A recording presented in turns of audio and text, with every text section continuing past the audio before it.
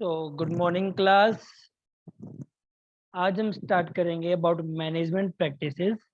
ठीक है, last class में हमने लिया था अबाउट कार्बन साइकिल। ठीक है, अब हम लेंगे management practices conservation tillage practices. ठीक है, सो सबसे फर्स्ट हमारा आएगा conservation tillage practices management practice के अंदर। तो ये वाला जो हम टॉपिक कर रहे हैं आज, ये काफी इंपॉर्टेंट है, सो इसको अच्छे से करना। ठीक है, कि मैनेजमेंट प्रैक्टिसेस क्या क्या होंगी फॉर सोइल ऑर्गेनिक कार्बन के लिए। ठीक है ना। तो कंजर्वेशन टिलेज का फंक्शन और उसकी एक्सप्लेनेशन की बात करेंगे। तो conservation tillage practices include no till management aid in the storing soil organic carbon keeping the physical stability of soil intact. देखो, कंजर्वेशनल टीलेज प्रैक्टिसेस से क्या मीन होता है कि जो हमारे सोइल के अंदर है उसी को कंजर्व कर लो, उसी को सेव कर लो, उसी को बचा लो। कैसे? कि हम वहां पे कोई भी टीलेज नहीं करेंगे, टीलेज नहीं करेंगे, और उससे क्या होगा, सोइल ऑर्गेनिक कार्बन सोइल में स्टोर होगा। लाइक मेरे पास कोई गुल्लक है, अगर मैं उसको तोड़ूंगा नहीं तो उसके अंदर जो मनी है वो वहीं पे रहेगी ना, है ना। सेम यही बात यहाँ पे है कि अगर मैं इसकी लैंड को प्लो नहीं करूंगा, मैं हैरो नहीं करूंगा, ऊपर नीचे सोइल को नहीं करूंगा, तो जिससे क्या रहेगा, कार्बन अंदर ही रह जाएगा। ठीक है, सो वो जो कार्बन है वो अंदर ही अंदर कंजर्व हो जाएगा। ठीक है, जिससे क्या इंक्रीज होगा, सोइल की स्टेबिलिटी इंक्रीज होगी, सोइल की फिजिकल कंडीशन इंक्रीज होगी, है ना। when reduced till system are combined with the residue management and manure management, soil organic carbon increase over time। देखो, हमने फर्स्ट ये किया, क्या कंजर्व कर लिया, देन हम क्या करेंगे, उसमें मैनेजमेंट करेंगे किसकी, रेजिड्यू की। रेजिड्यू क्या होगा, लाइक मैंने क्रॉप को काट लिया, ठीक है, लाइक मैंने वीट को हार्वेस्ट कर लिया। अब मैंने वीट को हार्वेस्ट कर लिया तो उसका रिमेनिंग जो हस्क है, उसका जो रिमेनिंग हस्क है, हम उसको क्या कर देंगे, उसी के अंदर रहने देंगे, हम उसको काटेंगे नहीं। अगर उसको नहीं काटेंगे तो क्या होगा, जो अंदर की कार्बन है वो कार्बन अंदर ही रहेगी, वो इन्वायरमेंट में लॉस नहीं होगी। जिससे क्या रहेगा, उसका जो सोइल का जो कार्बन कंटेंट है, उसकी सिक्वेस्ट्रेशन रिमेन वहां पे रहेगी। ठीक है, तो कंजर्वेशन प्रैक्टिसेस समझ आ गए कैसे करना है। Second is crop residue. Crop residue management. अब क्रॉप रेजिड्यू मैनेजमेंट सेम ही होगा कि जो रिटेनिंग हस्क रह गया, जो पीछे रेजिड्यू रह गया फसल को हार्वेस्ट करने के बाद, तो उसको क्या करेंगे, हम वहीं पे रहने देंगे। वहीं पे रहेगा तो क्या होगा, वो उससे क्या बनेगा, ग्रीन मैन्योर बनेगा, और वो क्या बनेगा, एज अ कार्बन को मेंटेन करेगा किसके अंदर, सोइल के अंदर। अब कार्बन को सोइल के अंदर मेंटेन करेगा, डेट मीन्स क्या, कार्बन की सिक्वेस्ट्रेशन मेंटेन रहेगी, कार्बन का जो अमाउंट है वो सोइल के अंदर इंक्रीज रहेगा। ठीक है ना। सो टू मैनेजमेंट हो गई है। Next management is cover crop. अब कवर क्रॉप क्या होती है, cover crop can increase soil carbon pool by the adding both roots and above ground mass. Cover also reduce the risk of soil erosion and resulting loss of carbon. With soil practices, cover crop also enhance nutrient cycle and increase soil health over time. तो cover soil ऐसी soil होगी जो उस land को cover रखेगी। ठीक है, like मेरे पास कोई लैंड है, मुझे उसको खाली नहीं रहने देना है, मैंने उसको खाली फ्री नहीं रहने देना है मुझे, मैंने वहां पे कुछ ना कुछ उसमें ग्रो करवा दिया, कुछ ना कुछ ग्रो करवा दिया, तो पूरी पे कवर आ गया ना, पूरी पे कवर आ गया। तो क्या करेगी, जो ग्राउंड का बायोमास है उसको इंक्रीज करेगी। ग्राउंड का बायोमास इंक्रीज होगा तो इरोजन क्या हो जाएगा, कम हो जाएगा। इरोजन कम हो जाएगा तो क्या होगा, जो लॉस ऑफ कार्बन है वो क्या हो जाएगा, कम हो जाएगा। लॉस ऑफ कार्बन अगर कम हो गया तो जो एनहांस हो जाएगी क्या, न्यूट्रिएंट्स की साइकिल इंक्रीज हो जाएगी, सोइल की हेल्थ इंक्रीज हो जाएगी। ठीक है, कवर क्रॉप लगाएंगे तो क्या होगा, बायोमास इंक्रीज होगा। बायोमास इंक्रीज होगा तो रिड्यूस कम हो जाएगा किसका, इरोजन का। इरोजन का रिड्यूस कम हो गया तो रिजल्टेंट जो सोयल कार्बन है, सोयल पार्टिकल है, वो सोयल के अंदर इंक्रीज हो जाएगा। अगर वो इंक्रीज हो जाएगा तो सोयल की न्यूट्रिएंट साइकिल, उसकी जो हेल्थ साइकिल है, जो सोयल की हेल्थ है, वो क्या हो जाएगी, वहां पे रिटेन हो जाएगी, वो वहां पे इंक्रीज हो जाएगी। ठीक है। Next point is manure and compost. Next point is manure and compost.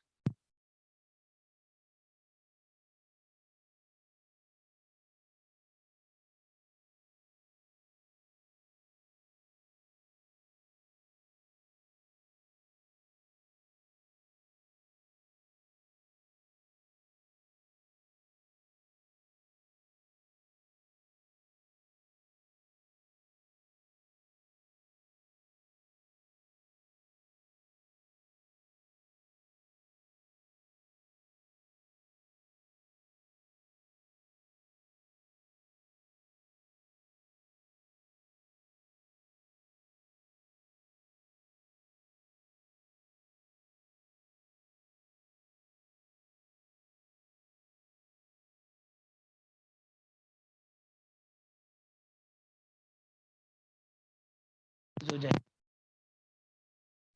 Next is crop,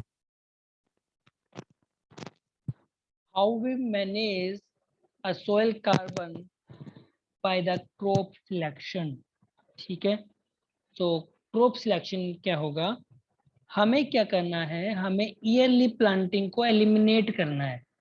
क्या करना है, हमें ईयरली प्लांटिंग को एलिमिनेट करना है कि जो, सॉरी, आई मीन टू से कि जो पेरिनियल क्रॉप है, कि एक ईयर में काफी बार वो क्रॉप देती है, तो हमें ऐसी क्रॉप को अवॉइड करना है। क्यों?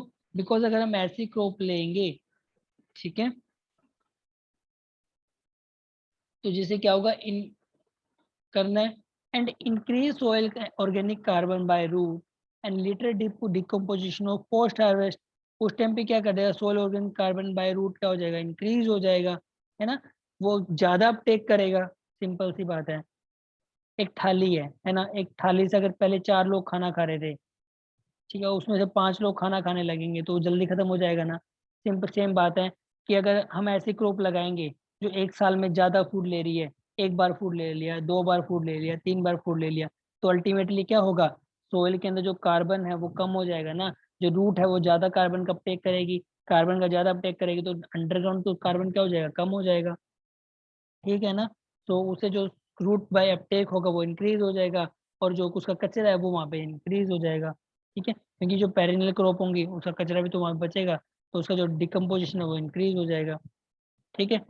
Crop with greater root mass in general at to root decomposition and physical bond aggregate together. जिनका ग्रेट बायोमास होता है, ऐसे क्रॉप जिनका रूट का बायोमास ज्यादा होता है, वो क्या करते हैं, फिजिकल बॉन्ड एग्रीगेट को साथ में रखते हैं।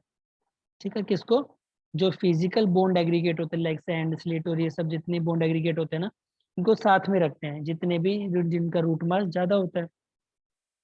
अब रूट मास क्या होगा, अगर रूट मास ज्यादा होगा तो रेजिडुअल ग्रुप का नेट जो कार्बन लॉस है वो कार्बन में क्या हो जाएगा, इंक्रीज हो जाएगा। ठीक है। इसलिए हमें जो करनी है, क्रॉप की सिलेक्शन ऐसे करनी है जिससे ना तो उसका बायोमास इंक्रीज हो, बायोमास इंक्रीज नहीं होना चाहिए, सब कुछ मेंटेन रहना चाहिए। सब कुछ मेंटेन रहेगा तो वो उसकी मैनेजमेंट प्रैक्टिसेस सही रहेगी, और सोइल के अंदर जो कार्बन का कंटेंट है वो भी क्या रहेगा, मेंटेन रहेगा। ठीक है, क्लास यहाँ तक अच्छे से क्लियर हुआ।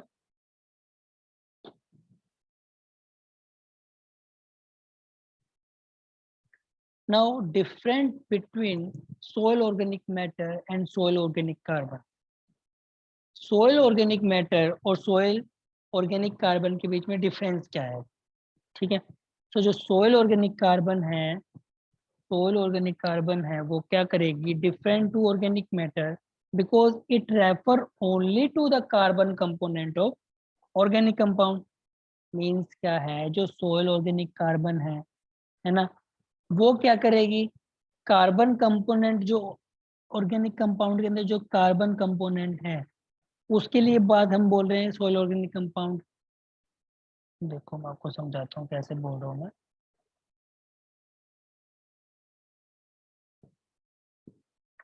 मेरे पास क्या है, एक ऑर्गेनिक कंपाउंड है मेरे पास, ये क्या है, ऑर्गेनिक कंपाउंड है, ठीक है। तो इस ऑर्गेनिक कंपाउंड के अंदर जो कार्बन है,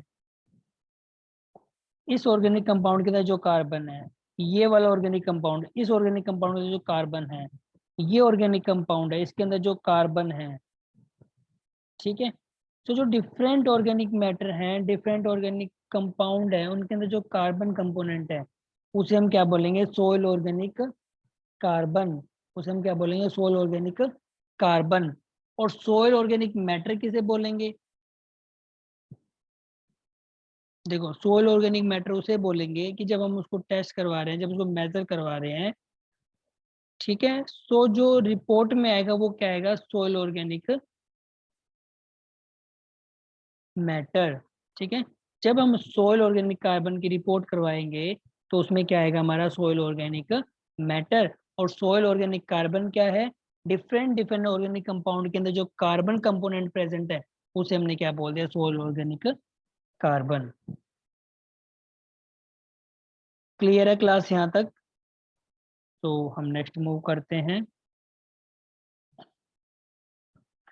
About 58% of mass of organic matter exists as carbon. Organic matter का 58% एग्जिस्ट करता है एज अ कार्बन। टोटल मान लो कि मेरे पास 100 है, ठीक है। 100 का मास है, तो उसमें जो 58% मास होगा ऑर्गेनिक मैटर का, वो कार्बन में होगा, ठीक है। So if we know the organic carbon content in the soil, we can estimate the amount of organic matter. अगर हमें पता हो कि हमारी जो सोइल है, विच सॉइल वी हैव, हमारे पास कौन सी सॉइल है, उस सॉइल का अगर हमें क्या पता हो, if we know the carbon content of a soil, अगर हमें उस सॉइल का कार्बन कंटेंट पता होगा, तो हम एस्टिमेट कर सकते हैं उसका ऑर्गेनिक मैटर कितना होगा। अगर हमें पता लग गया कि उसके अंदर ऑर्गेनिक कार्बन कितना है, तो हम उसके अंदर ऑर्गेनिक मैटर पता कर लेंगे, ठीक है ना। सो फॉर्मूला यहाँ पे एक ड्राइव होता है। ये फॉर्मूला याद रखना ऑर्गेनिक मैटर को निकालने का, that is total organic carbon in percentage. Percentage में लेना है, हमें पता करना है कि टोटल कितना परसेंट है, टोटल जो हमारे पास कार्बन है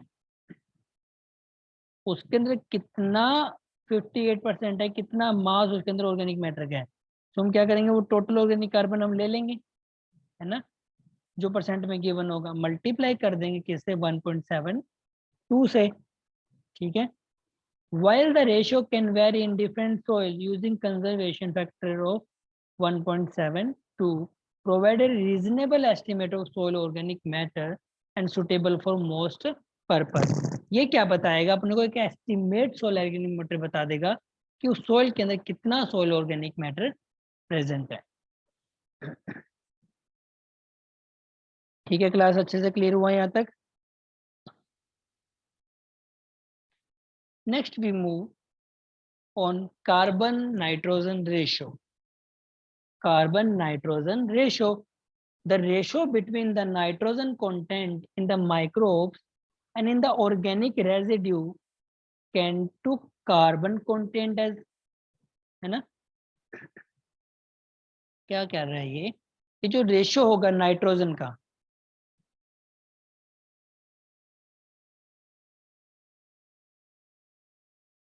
मेरे पास जो रेशियो होगा किसका, माइक्रोब्स का। मेरे पास जो नाइट्रोजन का रेशियो होगा, नाइट्रोजन कंटेंट, माइक्रोब्स हैं, ठीक है। माइक्रोब्स के अंदर कितना नाइट्रोजन का रेशियो है, ratio of nitrogen.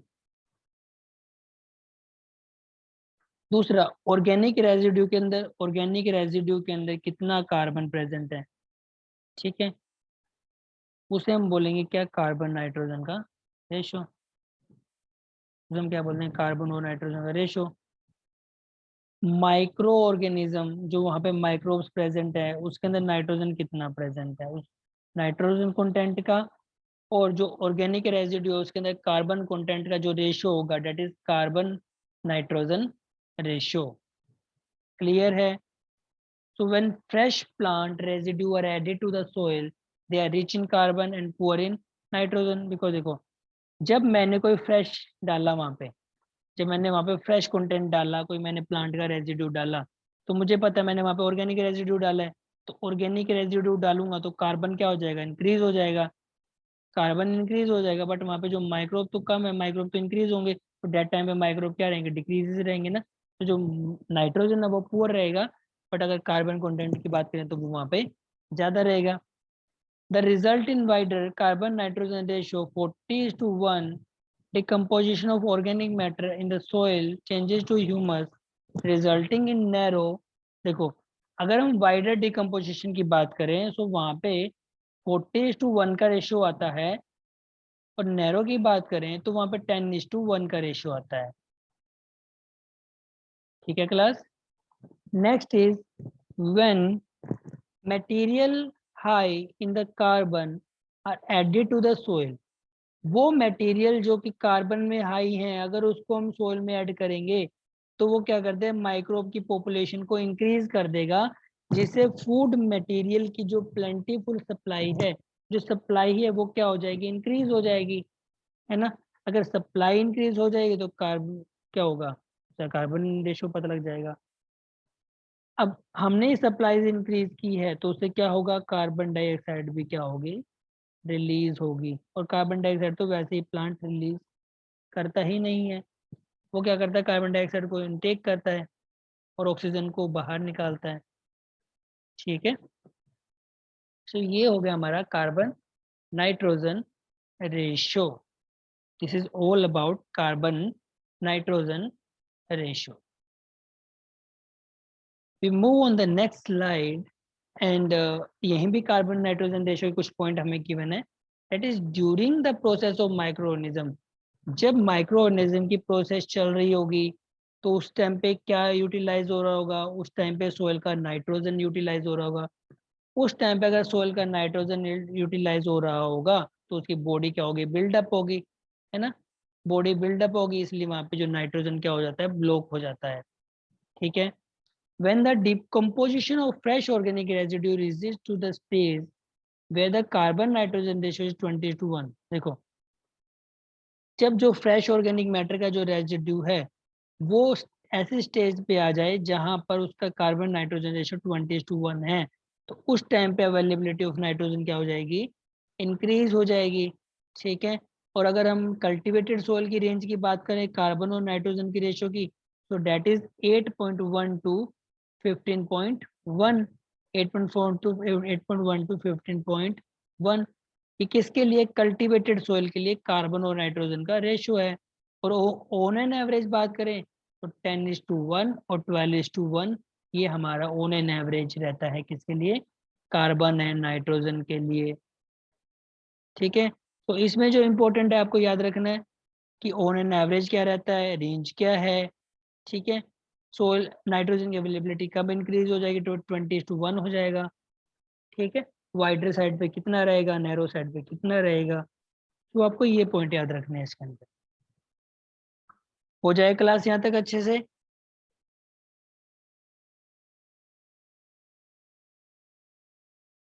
So now we turn on the some questions regarding this soil sampling।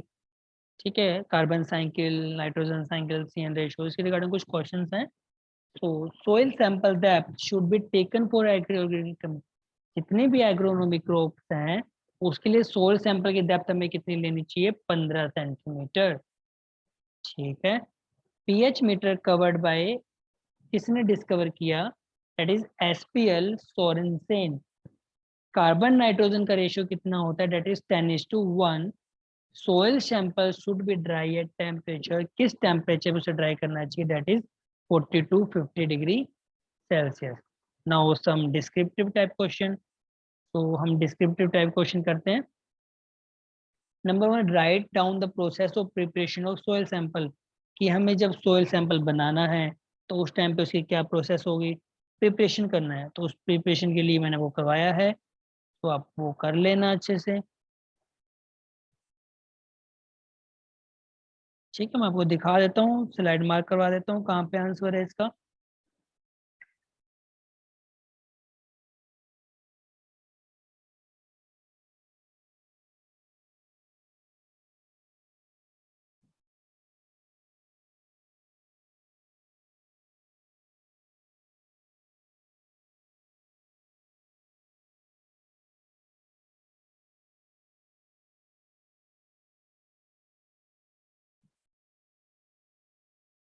देखो, प्रिपरेशन ऑल्सो सबसे पहले कलेक्शन करनी है हमें, देन सैम्पलिंग टू कलेक्शन, इसके बारे में सारे लिखना है आपको। मेथड कौन कौन सी यूज करनी है उसके बारे में लिखना है। सैंपल प्रिपरेशन आ गया ना, इस सैंपल प्रिपरेशन की ये वाला आपको लिखना है पूरा पूरा, यहाँ से लेके यहाँ तक हो जाएगा। सॉरी,